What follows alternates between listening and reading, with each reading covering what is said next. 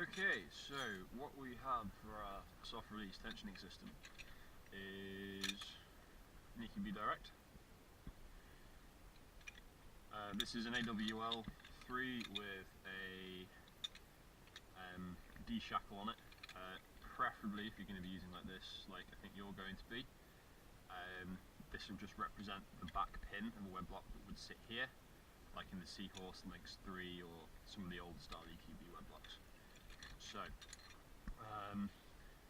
first of all, an EQB Direct. You see it has 3 pins on it. So, these first two, you see mine's getting a bit old, these first two, essentially you use them like a webbing locker, as in one of these, to lock soft release webbing, which in my case is neon green. Not neon green, sorry, slim green, where if you want something a bit more durable, this is only 1 ton webbing, you can use 2 toning like neon, also sold by EQB. So, first thing we do is we lock the webbing in the Direct, pass it through the middle pin, down through the front pin,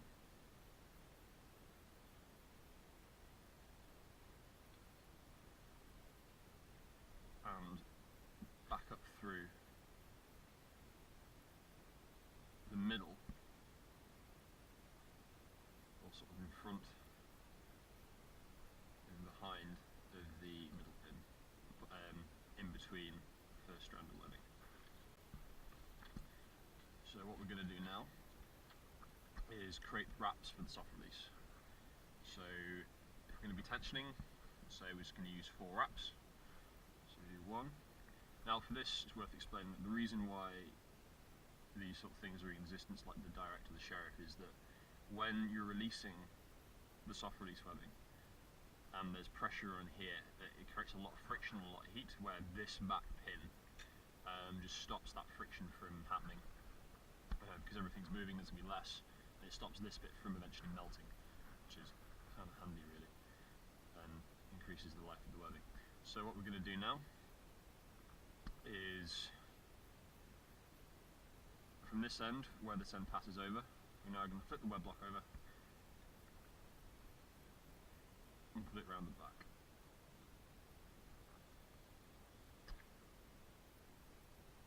Just want to make sure it's flat.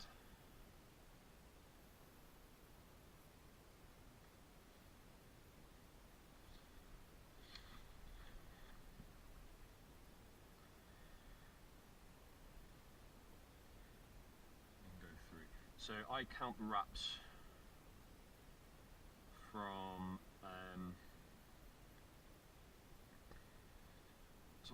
starting from here.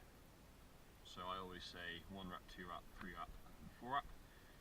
So let's just go to 4 wraps.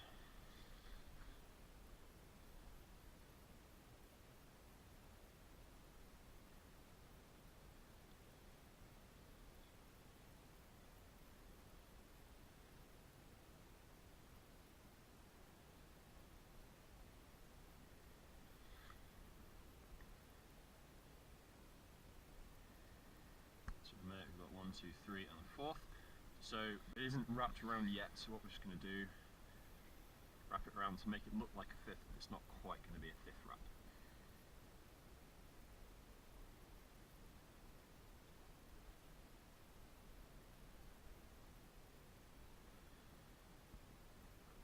So just neaten that up.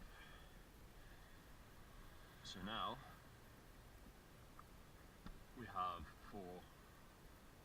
1, 2, 3, 4 layers there, and a 5th. So what we can do now, this is where we can attach a shackle, come to a span set, go to the tree, rigging plate, or whatever. So, here's your tree connection, or anchor connection, or whatever.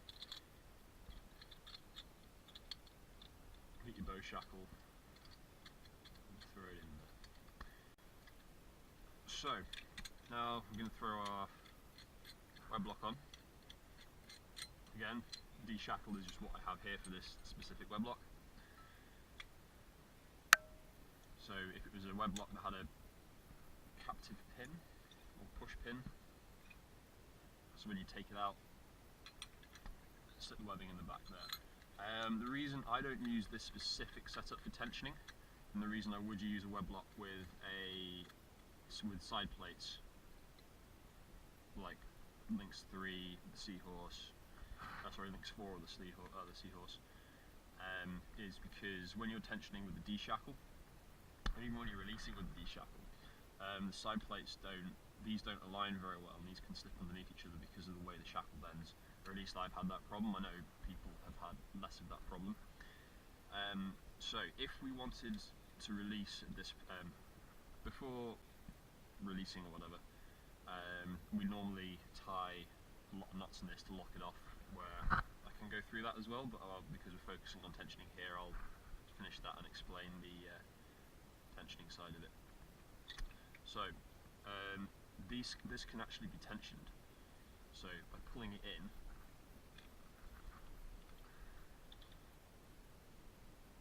these will pull. There's actually quite a lot. You can actually create quite a lot of force that way. These have folded up in here, just in my case, just for this, but they can easily be leveled out. So I can't hold a lot of force with my feet, or I don't have anything to properly anchor something off to show it, demonstrate it properly. But this is just sort of more a technique on how to use this. So an important thing here is that you want this tail hanging down towards wherever you're going to be tensioning. So if you're on the ground and you're rigging up in the park, you'd ideally want this hanging down towards the ground, so it's easy access for you to pull.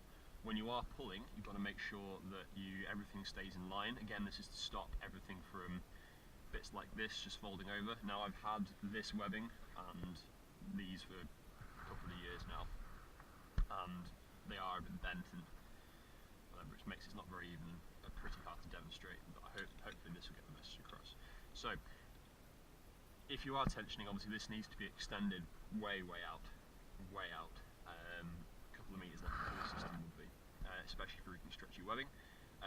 One thing to do first is once you've set this to your desired length, what we can then do is pre-tension the webbing so this sits up, and then start pulling in.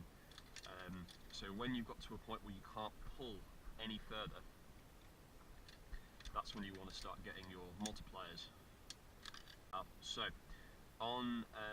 in this case, I've got hangovers. I do have a chain link, but it's lost to my gearboxes somewhere, so in place of a chain link, I'm just going to visually represent the chain link with this quick link. So normally what would happen with the chain link is you just feed it through the webbing, then clip the hangover in, and then once the chain link is small enough that it'll catch the webbing here. So we'll get to that in a second. So what we want to do is we want to have another sling or something on the tree, or at least attach this back hangover to something else, preferably needs to be on the same side as the tails hanging down. So let's say I've got another sling, or just clipped it to a part of the sling on the tree.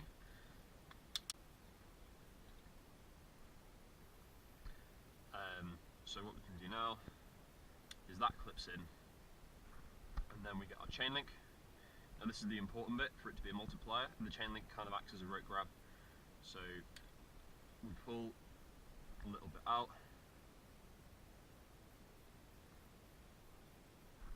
flick this through,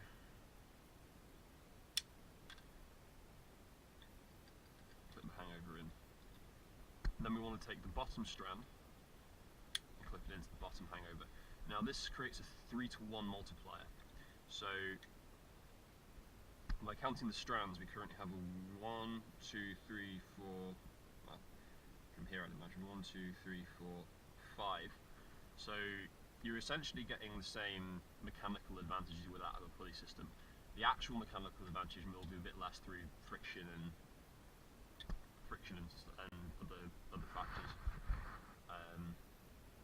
And because I don't know how efficient this system is, but you certainly can pull enough tension to long line with it this way. So once these are locked in and you pull this bottom bit, this will still pull. Just remember, you've got to still keep in line to the tree to stop this from folding in on itself.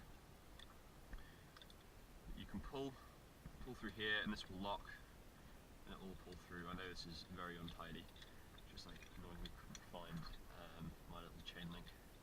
It is about somewhere. So yeah, that's it. So once you finish tensioning, we can unclip all of this.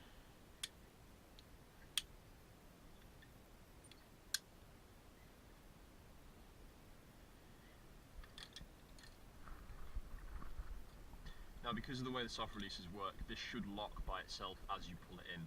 And maybe sometimes you need to keep some pressure on it to stop it from slipping out by itself. And this is one of the reasons why we do the tie-off knot. It won't ever slip out fast, but you're always going to make sure to keep a hand on the tail whenever you're doing stuff or moving stuff around or resetting. Resetting with these, well, it's not those, at least with the chain links anyway. So when we're done, we need to tie this off somehow. I see some people, this is my favourite method, and there's some people like to tie it off with an Italian hitch or Munter hitch, is also known. What we can do with this is my personal favourite method, is where we get a bite that's coming off the tail, make it really long, tuck it behind the webbing, over the top, and pull it through a loop in the bottom section of it here. So that creates half hitch. Now we're going to do that, repeat that a couple of times, threading underneath itself. So I tend to do twice, and that's now that locked. To tie it off even further, just stop this tail from waggling out and done and wiggling while stuff's under tension. I put another knot through here. So I take the tail of the webbing that's going to the rest of your soft release webbing, pass it through the loop, and just tie a figure of 8 around the tail. And that way, if this knot does start to slip, there shouldn't be enough for it to pull it all the way through, and if this does